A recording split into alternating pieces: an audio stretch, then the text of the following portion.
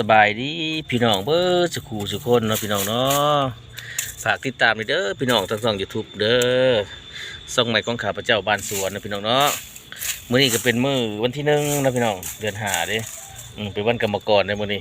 เอาบรรยากาศอยู่หัวอยู่สวนมาให้เบิ่งอยากให้พี่น้องเบิ่งนี่พี่น้องดอกไม้พี่น้องเอ้ยดอกไม้บงหวานพันธุ์น้ำผึ้งพี่น้องเนี่ยของข้าพเจ้าปลูกกำลังแตกคือบอกนี่ดิเป็นนี่เก่งนะพี่น้องเนาะเอาแกงแบบที่ว่าบ่ต้องทุบแล้วพี่น้องแกงเป็นยอดเลยหน่อไม้นี่กินดิบก็ได้เลยพี่น้องบงหวานพันธุ์น้ำผึ้งเฮา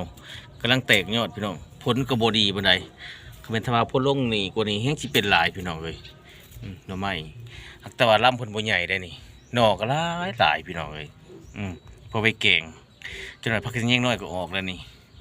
ผักชิ้นแยงน้อยปงก็ได้แกงหน่อไม้พี่น้องเลยหลายอยู่ได้พี่น้องสิพาเลาะให้เบิ่งเลยพี่น้องเด้อนี่จ้ะพี่น้องเมืองนี่กำลังจะรูจิลีอยู่นี่นะบงหวานนี่นะพี่น้องพวกที่แกงเป็นโนเนาะนี่เด้ซับแกงปอกแล้วก็อันนั้นโลดบ่ต้องพานบ่ต้องหยางแกงเป็นโนมันนี่แซ่บพี่น้องลำบ่ใหญ่ลำมันนี่แต่ละปีนี่เขาจะกล้าได้พี่น้องกล้าเสเบ้าดำเนาะกล้ายามเดือน4เดือน5เดือน6เขาจะกล้าแล้วก็ยามเดือน7เดือน8เขาลงไปปลูกแต่ว่ายามนี่มันวิทย์ยามปลูกเลยพี่น้องยามยังบ่วิทย์ยามปลูกพี่น้องยังกล้าได้อยู่แต่ว่ามันเป็นลำบ่ใหญ่โคที่ว่าเขาเชี่ยวไปกล้านี่นะพี่น้องมันบ่ใหญ่เลยบัดนี้เวลาเขาไปขายเนี่ยเขาเจ้าก็บ่จักได้เนาะส่วนหลายก็เจ้าจะเอาไปชำด้ามผ้าเนาะชำด้ามผ้าด้ามเสียมนะด้ามจอบนะพี่น้องลำสนั่นเขาจึงกล้าได้อันนี้มันน้อยมันกล้าบ่ได้พี่น้องนี่ได้แต่ว่ามันบ่อย่างงามมันบ่ได้มาตรฐานเนาะแต่ละปีเขาจะกล้าตลอดเลยมาปีนี้เขาบริกล้ามันไผ่เขาบ่อย่างงามนี่แบบนี้ระดับนี้เขาจะกล้าได้นี่ระดับนี้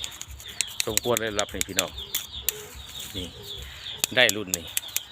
แต่ว่าทั้งลุมมันนี่ว่าเขาเอาบ่ได้มันบ่ผ่านเลย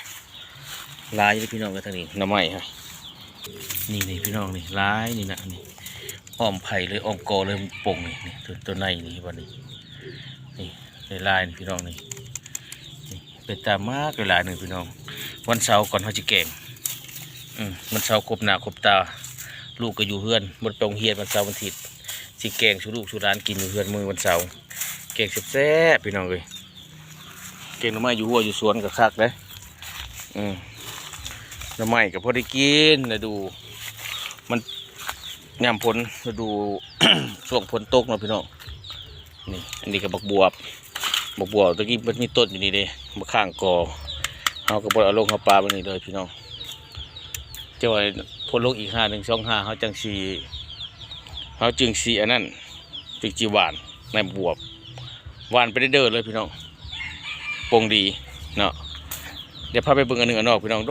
ดกมีหมากอันหนึ่งขอให้พี่น้องเบิ่งนี่พี่น้องจะเบิ่งนี่บักนาวขอให้พี่น้องโอ้ยเป็นแต่เงาจนหดปลายนี่มะนาวนี่คือมะนาวหอมได้มะนาวน้อยน้ำนี่โอ้โคตรเลยพี่น้องเลยโคตรลายน้ำก็หอมอีกมันจะหอมกว่ามะนาวทั่วไปมะนาวอันที่ว่าก็จะขายในตลาดนะพี่น้องมะนาวนวลใหญ่ๆนะน้ำกระไรนี่เป็นต้นเอาปลูกไว้เบิ่งหมากพี่น้องเบิ่งนี่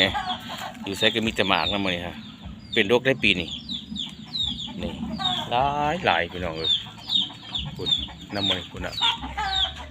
เป็นจับสิกินส่วนลายเมย์แต่ละมื้อนี่เขาจะกินอันนั้นแต่ละมื้อนี่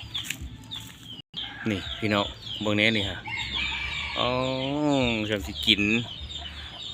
ข้าพเจ้านี่กับครอบครัวแล้วกับเมียน่ะล่ะกับแม่บ้านคอยฮะล่ะแต่ละมื้อนี่ตอนเช้าตื่นเช้ามานี่เขาจะมักเห็ดน้ำผึ้งมะนาวเนาะตื่นมานี่พูละแก้วเลยกินนี่เอาเจ้าเอามะนาวหน่วย1ต่อแก้ว1บีบเอาน้ำผึ้งผสมหรือว่าบ่มีน้ำผึ้งก็เป็นน้ำตาลกินตอนเช้าทุกเช้าที่ตื่นมาพี่น้องโอ้ยขับไหลในทางกาย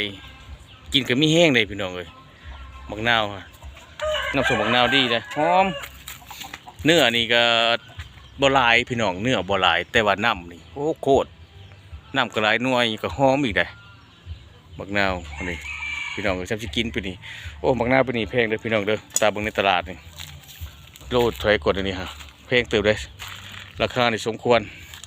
แต่ว่าเขาปลูกพอได้แก้ไขในครอบครัวมักนาวหน่วยเพื่อนี้จะใหญ่สุดประมาณที่ซ้ำในประกอบพี่น้องเนาะพี่น้องก็จะรู้อยู่ว่าในประกอบนะโอเคพี่น้องคลิปหน้าพอกันใหม่พี่น้อง